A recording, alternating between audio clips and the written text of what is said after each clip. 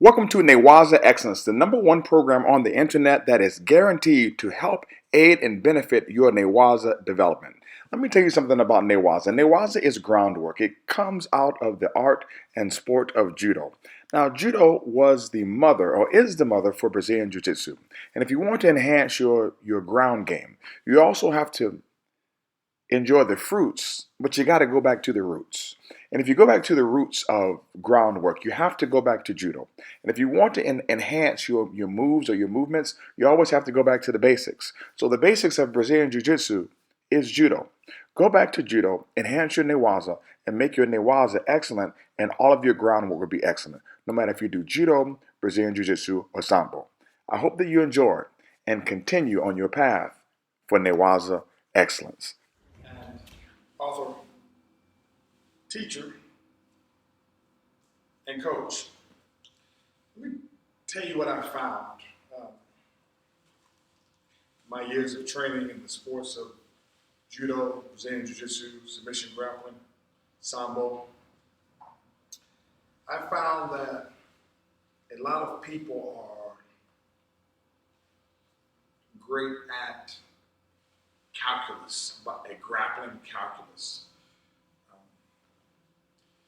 but they're not really good at basic grappling math, if you will. I remember my time as an engineering student at Howard University, how I used to work my way through complex problems and end up getting the problem wrong because of a simple mistake of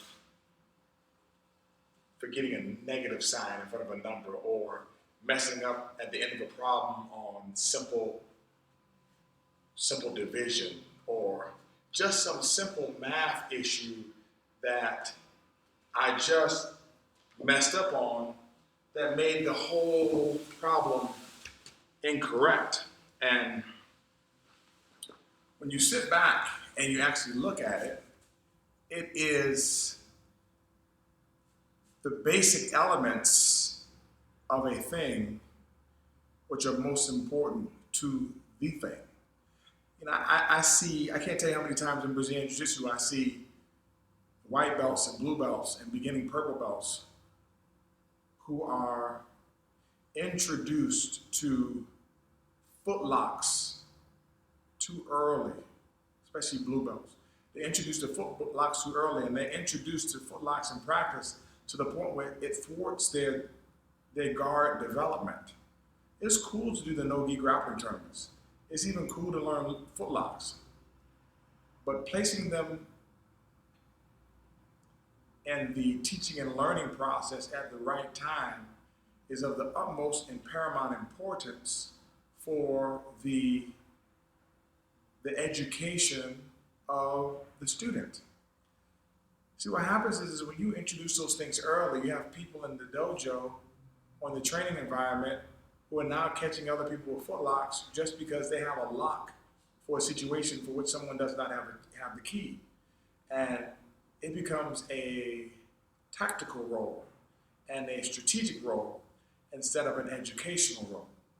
At the white belt, blue belt, and purple belt levels in Brazilian Jiu-Jitsu, because it is Brazilian Jiu-Jitsu, basically coaching judo, you should definitely be focusing on your guard. It is the beautiful thing about Jiu-Jitsu.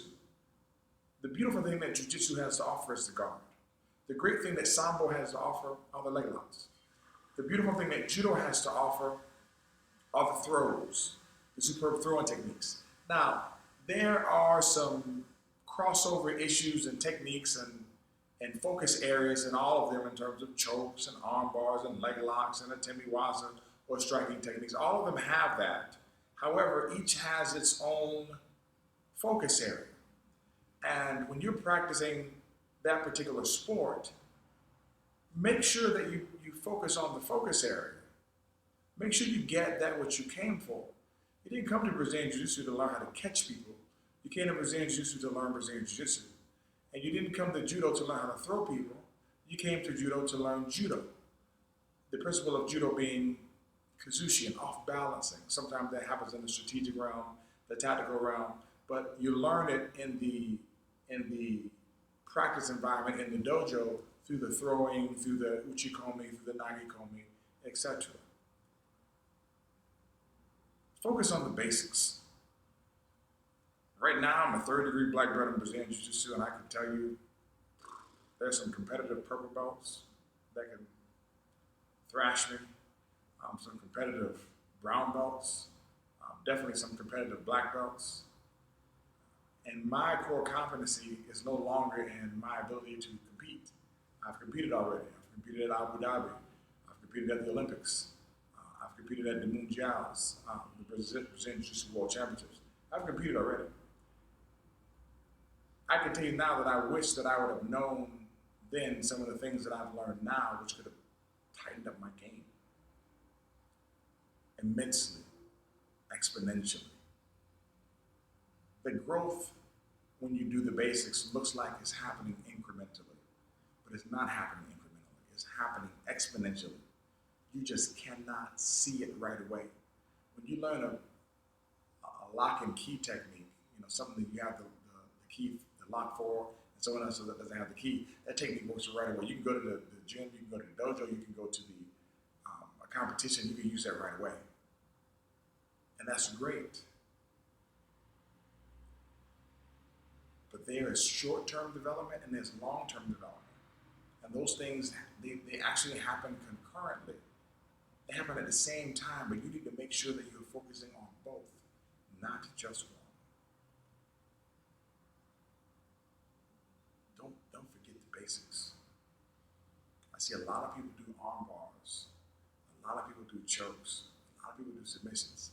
And usually the small fix that they need in order to correct their mistake is not coming from that particular technique. It's coming from the foundational basics of the shimiwaza or the kensetsu waza. Basically the foundation of what makes a choke work, what makes an arm lock work, where do I need to be, what does a fulcrum point need to be, what are my control points, and why. When I look at a move, I look at it differently than I did 10 years ago. I don't care what the technique is anymore. I was just on the phone with somebody the other day and I told him, man, there's only 2 guards to me. He said, what do you mean? I said, it's open and it's closed. If it's half guard, is the half guard open or is it closed? Do I need it open or do I need it closed?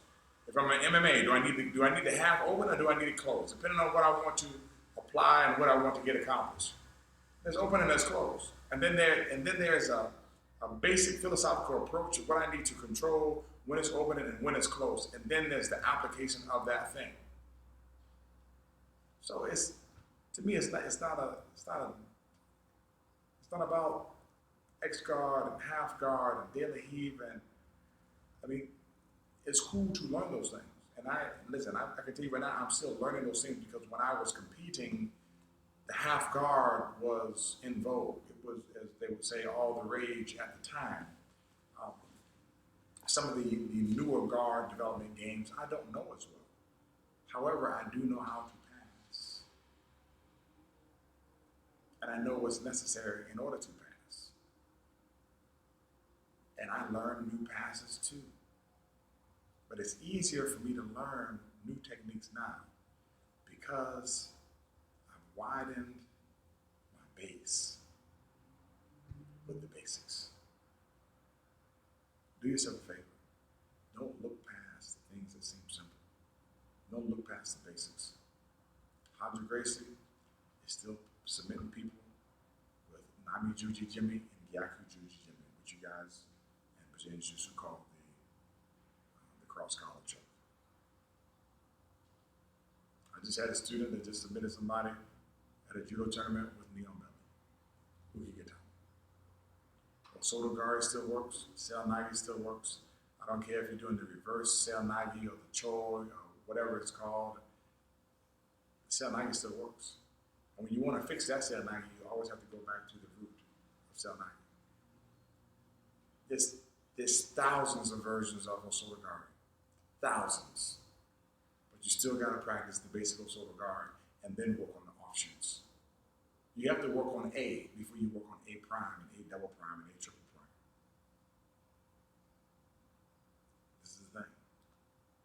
the number one mistake that people make when it comes to arm bars, especially in judo, is they learn the rolling jujigatami. The rolling jujigatami is one of the most complex arm bars to pull off when you really think about it, out of all the arm bars that you learn. There's rotation, there's translation, things are changing. You got to understand parallel and perpendicular, how to roll the person, when to move the leg. It is complex. I've seen so many people on videos drilling these techniques, drilling the entry to them, and it's 100% incorrect. I mean, it looks great, it looks quick, kids move it, but there's so many errors that are occurring because it's a complex jujigatami. I mean, you're doing jujigatami and you're rolling and translating while you do it. When you first learned Nami Juji Jimmy or Gyaku Juji Jimmy, this choke here, you learn it from one or two positions. The best way to learn it is from the mount, where you have a lot more control, when you can learn the technique. And then you learn it from the guard. Then it's a way that you can apply for the half guard. But that's the basics for applying the Bravo choke and the Bravo choke series. But you can't start with the Bravo choke series because you need to understand the anatomy of the choke, how it works, what needs to be in place, what needs to be knife edged, and how you don't start with the Bravo. You start with Nachi Juji Jimmy. And if you're trying to tighten up your Bravo, you go back to Nami Juji Jimmy, Gyaku Juji Jimmy, and Kata Juji Jimmy. That's where you go. When you do these things, you'll find out that your choking will be enhanced, it will be tighter.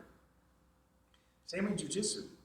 Man, we can't start or spend most of our time with the rolling jujigatami. You need to learn the jujigatami that you do that you roll into, it's the same jujigatami from the mount. If you think about it, the hand position is changed, but the principles are the same. You gotta stick to the principles. Everybody's trying to bypass the principles. Everybody's trying to bypass where the pressure needs to be, how to control the arm, how the head needs to be controlled. All these things. When you do the rolling jujigatami, you're worried about rolling and flipping and holding and coming. Man, come on, man. Then you got to sit up, and sometimes you got to rotate ukigatami, which is the pin, because the arm bar isn't great. Listen. Stick with the basics.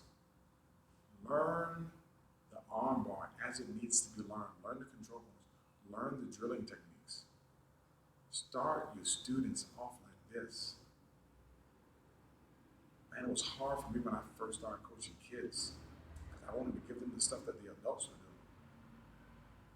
Then sometimes you get forced because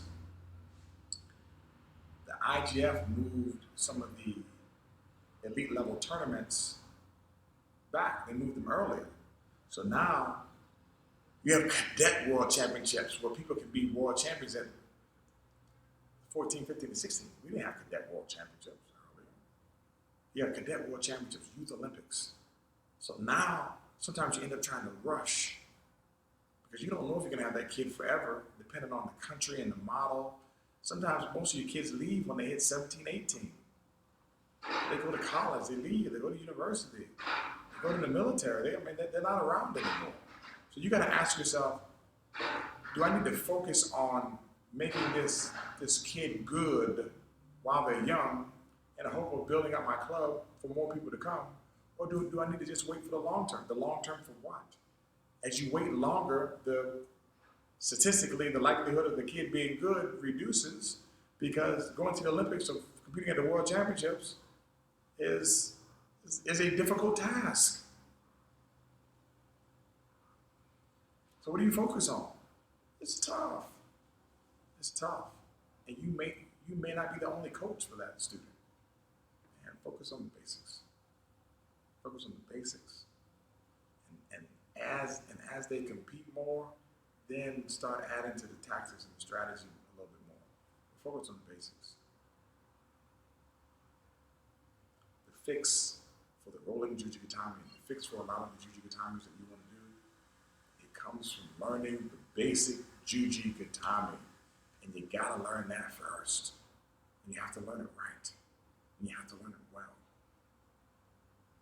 And I would like to teach you if you will allow me that opportunity. This is Dr. Ferguson. Have a super fantastic day.